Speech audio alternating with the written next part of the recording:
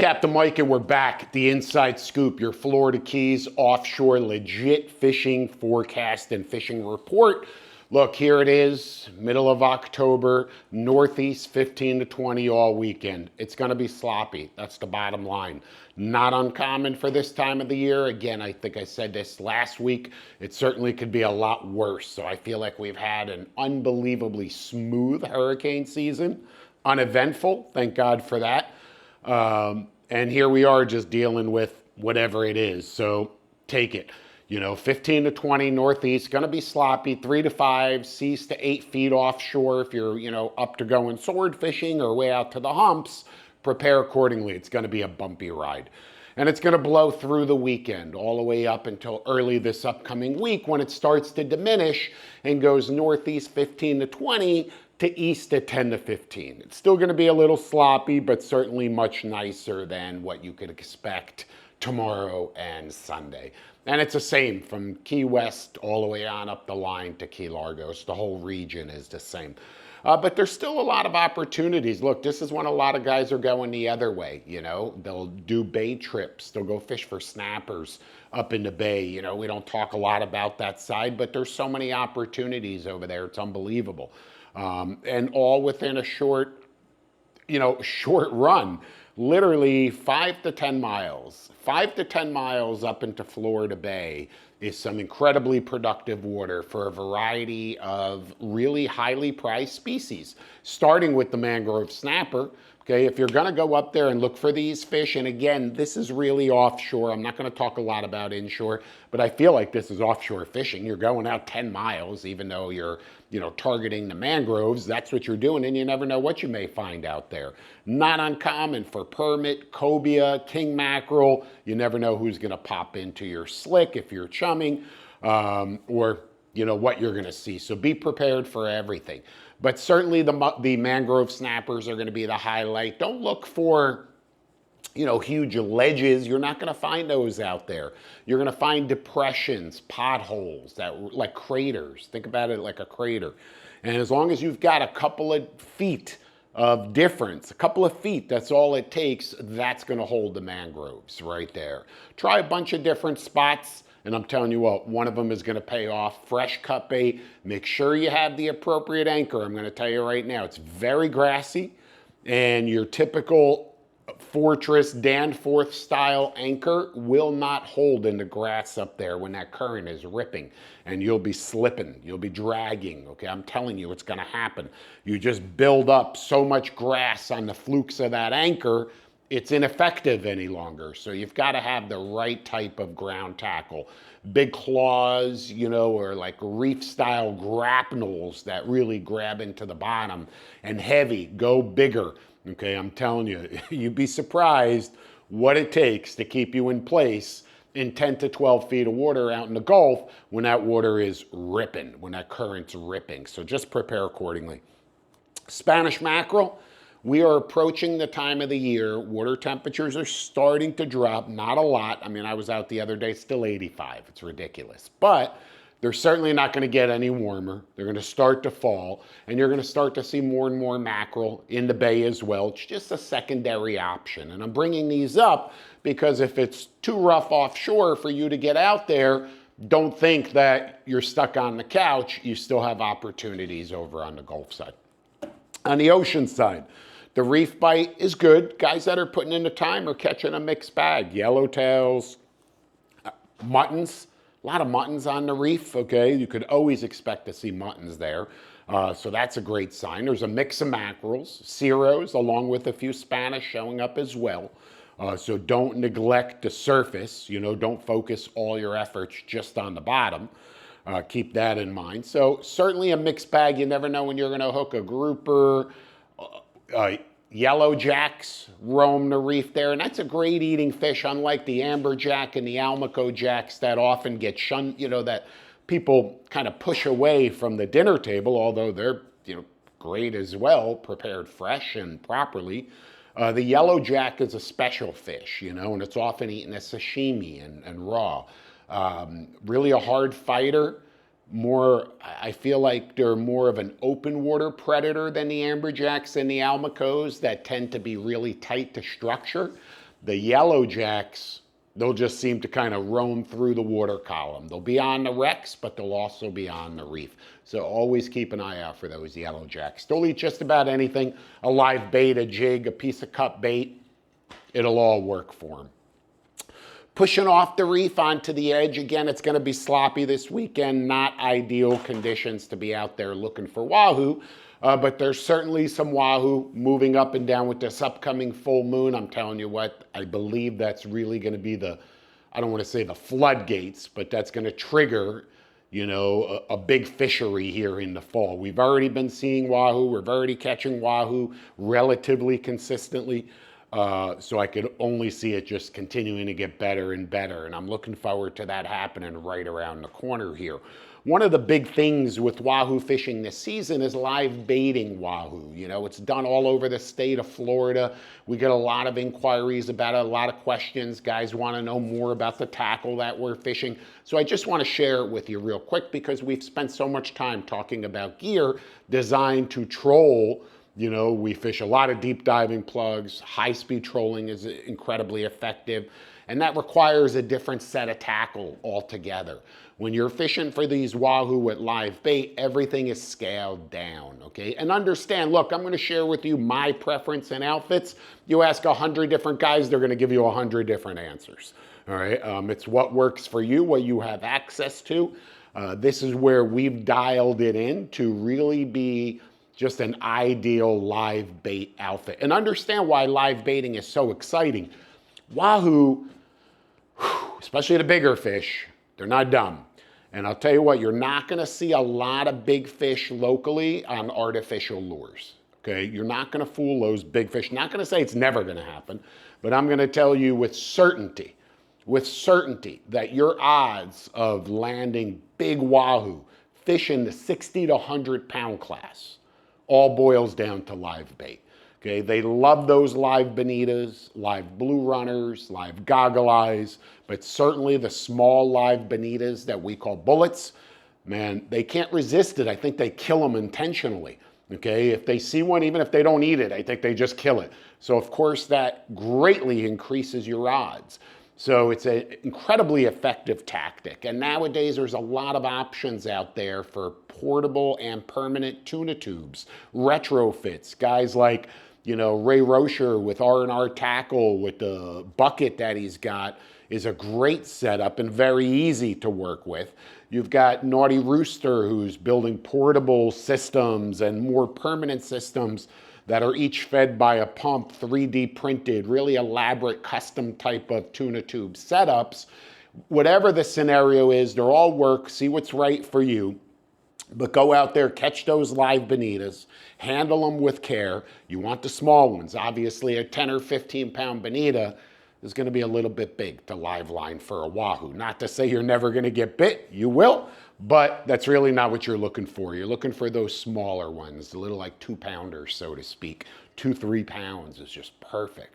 Okay, and let me tell you something, you get a bite on that bonita, I promise you one thing, it's gonna be big. Whatever it is, it's gonna be big. It may be a shark, it may be a big barracuda, it may be a smoker kingfish, a slob wahoo, might be a sailfish, but whatever it is, may even be a giant amberjack, okay? Because you'll fool them all slow trolling a live bonita, okay?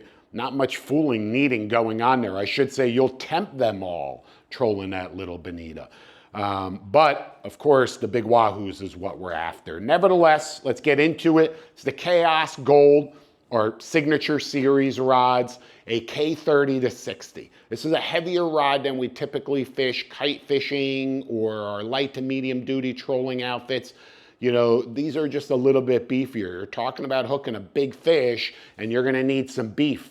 Okay, you're gonna need some power on that fish, even though you're not really gonna be horsing them, and I'll explain why in a moment. Nevertheless, we found this to really have the perfect combination of beef that we need, but also a soft tip, a relatively soft tip.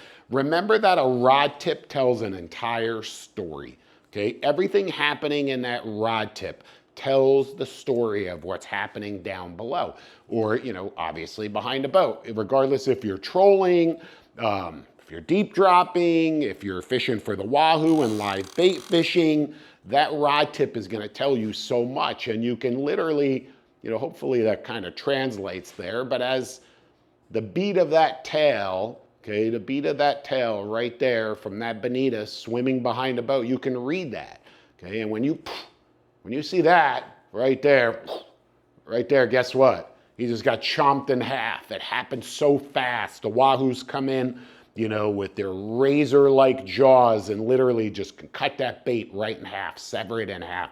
If it's something else, like if the rod just loads up, you're trolling along, and then it just loads up with a lot of weight, you likely got yourself a shark, all right? So keep that in mind. Our rig, like I said, it's the 7-foot Chaos Gold K30 to 60. Turbo guides, SIC guides are great in this particular scenario. I'm fishing mono, so the turbo guides are a perfect setup. The reel is a Talica 16. I don't care what reel you use, it just has to have some really important features. Plenty of line capacity, okay, super smooth drag. Those are really, really important when you're targeting a fish that has bursts of speed approaching, 40 miles an hour, right? And they're gonna be pissed when they feel that hook. So keep that in mind. You need a lot of line capacity, you need a super smooth drag. This is a single speed reel. I don't find that you need a 2-speed reel. Very comfortable to fish under the arm, very comfortable to maneuver around, fish out of a belt, whatever it is, put a butt plug on there. You guys know what we're talking about here. Really makes fighting fish from stand-up rods, okay, so much more comfortable and so much easier in any position without digging that rod butt into your gut, right? And it's a good firm fit. This is a new one, you can see. Get it off here. There we go. Really fits on there well. Nevertheless, the rig itself, and I should say, the line, before we even get into the rig, is super important. We're fishing diamond high catch, 40 pound in the special clear. Okay, 40-pound test in the special clear. Don't go heavier than 40. You don't need to. You're not putting a ton of pressure on these fish. Why? Because look at your rig.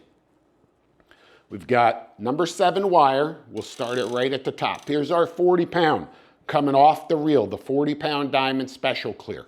We're gonna walk you through it. Right to a 50-pound diamond rotary swivel.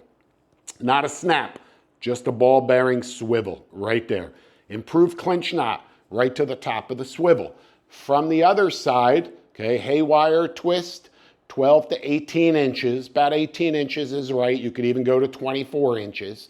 And also haywire twisted onto a 5/0 live bait hook. It's a VMC straight shank 5/0 live bait hook. There it is right there.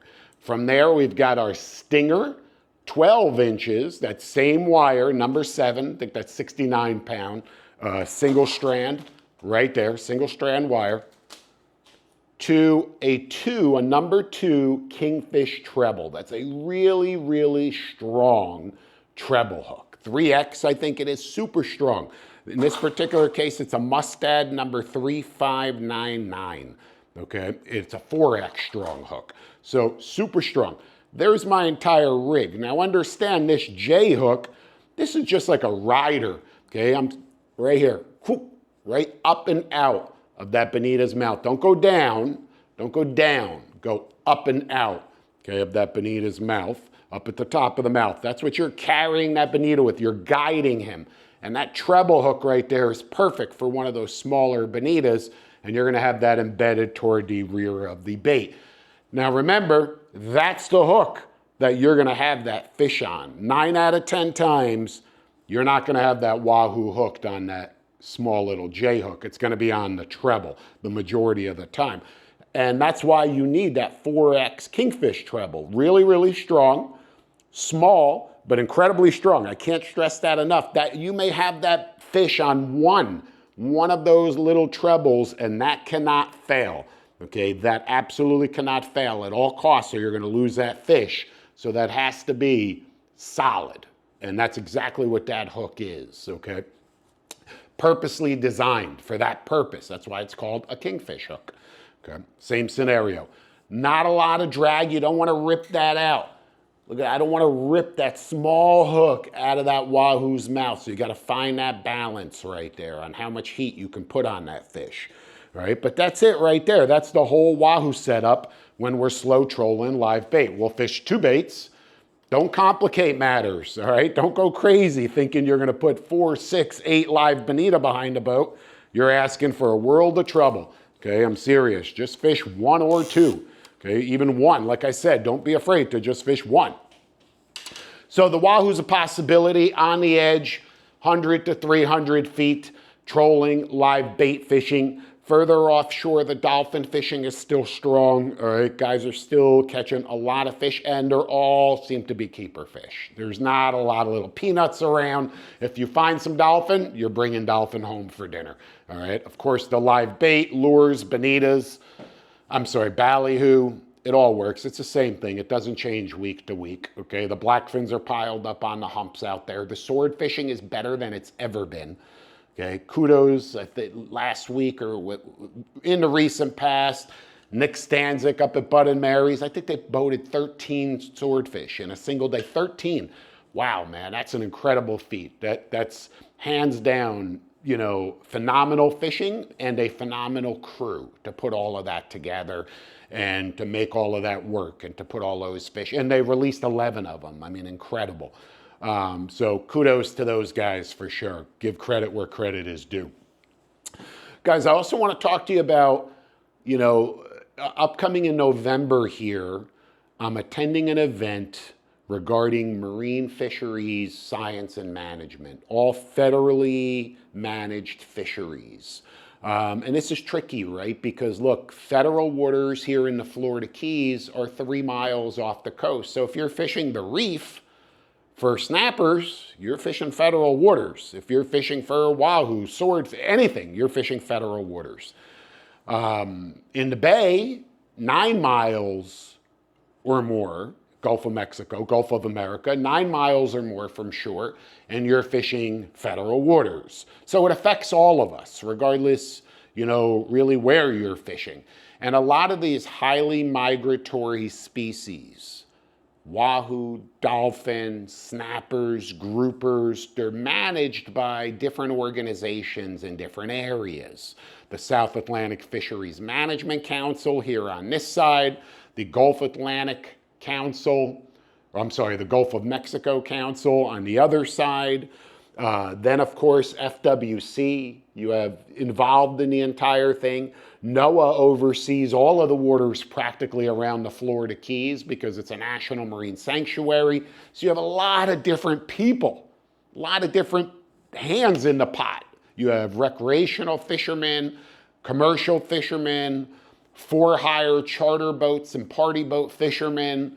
So many people all using the same resource. How do you manage it when you have these different organizations? What's the science behind it? What are recreational anglers really seeing out on the water? So I've been invited to participate in this week-long event. Really looking forward to it, to be the voice of the recreational angling community, to learn more about science and management of all of our fisheries, to see how we can maybe lean the odds in our favor for certain fisheries. And I think that there's room to give some up on other fisheries. I think it's a game of give and take and compromise and really what makes the most sense. You know, there's questions that I'm just not sure. I don't want to say I'm not sure, that I absolutely don't understand. Why is it that I have to go out and every single time I catch a snowy grouper on recent trips, I have to release this fish? I do the best that I can with a descending device from Diamond Fishing Products. They make a great descending device, very easy to use. But the bottom line is that fish just went through a traumatic experience. He was hauled up from 1,000 feet of water, completely bloated, his stomach and, is forced out of his mouth, his intestines, because his air bladder has really just exploded, so to speak. Scales have potentially popped off that fish. His eyes look like golf balls. He's stiff as a board, often bleeding, unfortunately.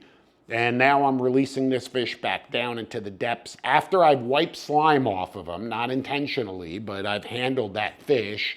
He's potentially laid on the deck, flopped around a little bit. he's been through hell and back, right? He's been through a war and back. And now I'm sending him back down. I don't know if he makes it or not. You don't know if he made it or not. Nobody knows if he made it or not, all right? There may have been studies, or there may be studies happening, but do we really know what that number is, what that percentage is? And I don't know, it just doesn't make sense to me. Whereas, wait a minute, I could go fish the Gulf and practically kill as many as I want whenever I want. At the same time.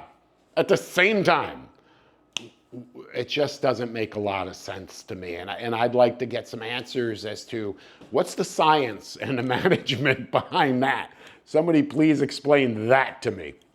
It's the same with red snapper, right? And the different regions with red snapper, and how are those numbers accounted for? The biggest thing that I hear from so many guys who are bottom fishing is, oh my God, there's red snapper everywhere. I can't get through the reds. Every time I drop a bait to the bottom trying to catch a grouper or a different species, it's just getting eaten by red snapper. But yet everyone's saying there's no red snapper and the limits need to be super strict. What's the science and management behind that on how old a fish needs to be, or how large or mature it has to be in order to really be viable as a spawning fish, and to then take that fish out of the population? What does that mean to the overall population? And why are recreational anglers, again, I could sit here with the whys and the questions forever, okay, because they just keep going on and on. So I really am anxious to get more involved in this fisheries management and science and learn as much as I can about it. I've been on the water my whole life, and of course been fishing down here and involved in the Florida fishing community for nearly 3 decades with Florida Sport Fishing Magazine, Florida Sport Fishing TV, and soon the grand opening of the Florida Keys Offshore Fishing Academy. So many cool things happening, but really to really make a difference, I want to be educated. I want to be as educated as I possibly can be and truly understand it. I don't want to be one of those guys on the outside going, hey, why can't I keep this? Or I want to keep this and it's just unfair. Well, let me explain to you why it's unfair. I'd like to know that, right? So I'm going to share all of that with you guys, okay, from beginning to end, as much as I possibly can. The event is in November, the week before Thanksgiving, and it's given up a lot of time, a lot of effort to schedule, literally an entire week to devote to this. It's not such an easy thing to do, especially with all of the other elements of our business that we've got going on and all these cool stuff, and really right in the heart of wahoo season. But it's that important. Fisheries management, it's that important to all of us. We're all out there fishing the same water, targeting the same fish. So what happens here or here or here from him or her affects us all. It really does, right? And affects the future of our fishing. And everybody, I guess, looks at it a little bit differently. What's important to you may not be what's important to me out there on the water. And I think it's the same universally. If you were to ask me dolphin, I think it's ridiculous that any boat should be entitled to come home with dozens and dozens and dozens of dolphin. I don't care how fast they reproduce. I don't care how fast they grow. It just doesn't make sense to come home with 35 dolphin. And I don't know. I think that there's a lot of room there. I think that boat limit should be reduced.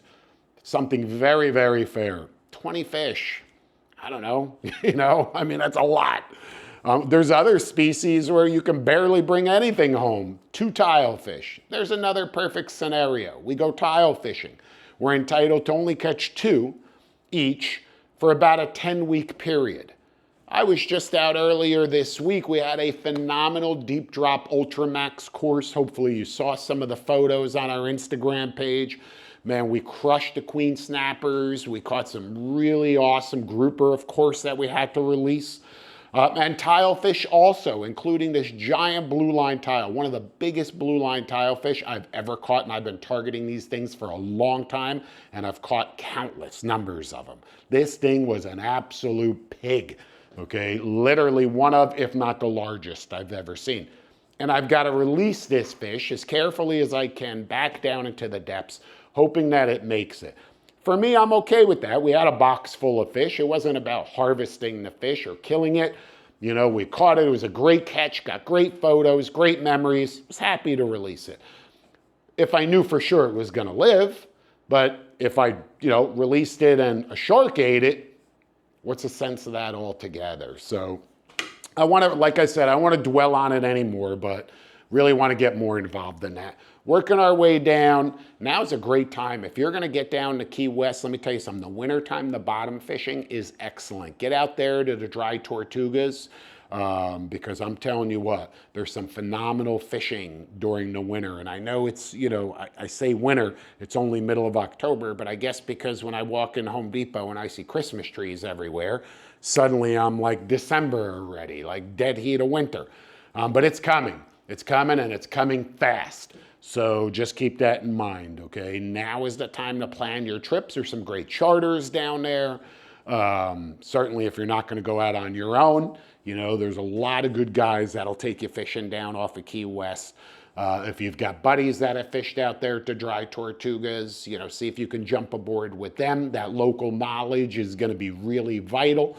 Fresh bait, a variety of bait, all super important. Your rigs, stealthy, but reliable, okay? You've got to be able to count on your connections. Don't let angler failure or tackle failure enter the equation. I don't care what fishery you're in or where you are, those two factors alone are going to eliminate 90% of lost fish. Avoid tackle failure, avoid angler failure. Bad knots, drags that are set improperly, poor connections, bad crimps, frayed leaders, all of that stuff is tackle failure. Pulling a fish's head up out of the water as you're trying to gaff it, putting too much heat on a fish or not enough heat on a fish, crossed lines and tangles, angler failure. Hitting the fish in the head with a gaff, angler failure. So if you just focus a little bit more energy on those two areas, ultimately you're going to put more fish in the boat, for sure. So that being said, I got to get back to it. Our new angling retreat in the Florida Keys Offshore Fishing Academy is literally just weeks away from our grand opening, our launch. Not an official grand opening yet, but we're finishing things up. So super excited to be sharing more about all of this with you as it comes to fruition. And we're literally just days away from launching our new site where we'll have some really cool shirts and hats and different things like that. Finally, guys, plan on it. Fort Lauderdale International Boat Show is coming up at the end of the month. Be a great place to see it. We'll be over at the Furuno booth at Bahia Mar on Saturday. We'll be over, of course, at Sea Hunter Boats at the Convention Center on Sunday. Come on by. Let me personally show you what separates a Sea Hunter from everything else that's out there. So I'll see you at the boat show. I'll see you out on the water. Catch 'em up.